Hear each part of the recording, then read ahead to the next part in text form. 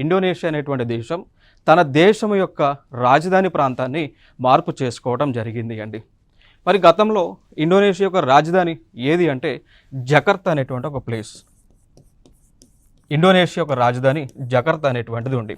Jakarta అనేటువంటి ఒక place, clear కదా.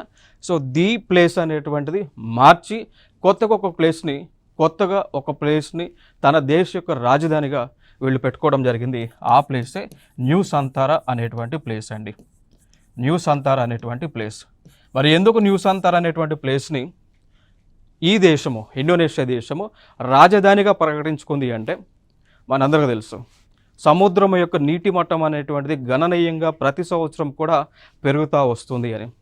ఎప్పుడైతే ఈ సముద్రం యొక్క నీటి మట్టం పెరుగుతూ ఉన్నదో దాని వలన కలిగేటువంటి నష్టాలు ఏంటి అంటే ఏ ప్రాంతాలు అయితే సముద్రం సరిహద్దుగా ఉన్నటువంటి దేశాలు కానీ, నగరాలు కానీ, గ్రామాలు కానీ, పట్టణాలు కానీ ఏవైతే ఉన్నాయో అవన్నీ కూడా నీట మునుగుతూ ఉన్నాయండి. సో అందుకోసమే ఇక్కడ ఇండోనేషియా యొక్క రాజధాని ఏదైతే మనం గతంలో జకర్తా అన్నామో అది సరిహద్దుగా ఉండేది అండి. సో ఇండియన్ ఓషన్కి బౌండరీగా ఉండేది. సో ఇండియన్ ఓషన్ లెవెల్ పెరుగుతున్నటువంటి సందర్భాన ఈ జకర్తా అనేటువంటి నగరం నీటి మునిగేటువంటి ఆస్కారం కనిపిస్తూ ఉంది. సో రాబోయేటువంటి 200-300 ఇయర్స్లో ఇండోనేషియా అనేటువంటి ప్రాంతం సముద్రంలో మునగడానికి ఛాన్స్ ఉంది. కాబట్టి అందుకోసమే ఇండోనేషియా అనేటువంటి దేశం ముందుగా మేల్కొనే న్యూ సంతారా అనేటువంటి ప్రాంతాన్ని రాజధానిగా డెవలప్ చేస్తూ ఉన్నారు.